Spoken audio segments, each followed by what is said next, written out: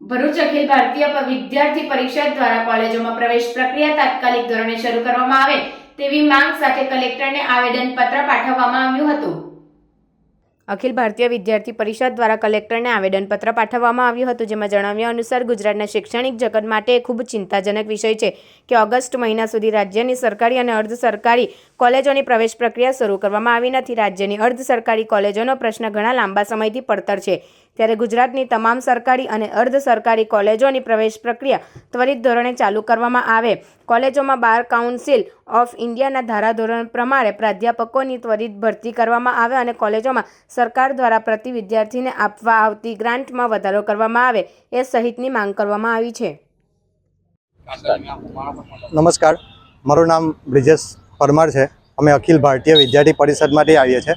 અખિલ ભારતીય વિદ્યાર્થી પરિષદ 1949થી કાર્યરત છે અને વિદ્યાર્થીના પ્રશ્નોને વાચા આપે છે।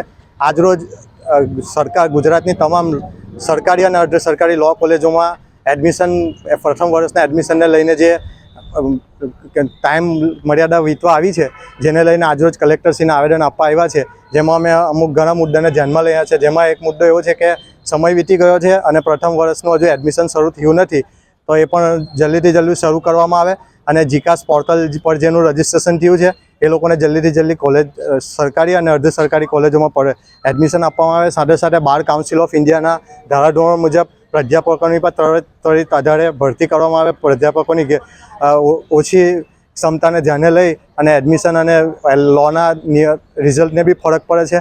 સાથે સાથે અર્ધ સરકારી શાળાઓમાં વિદ્યાર્થીઓને મળતી ગ્રાન્ટમાં પણ વધારો કરવામાં આવે। એવા તમામ મુદ્દાને લઈને અખિલ ભારતીય વિદ્યાર્થી પરિષદ આજરોજ કલેક્ટર સાહેબશ્રીને રૂબરૂ આવેદન આપવા જઈ રહ્યું છે।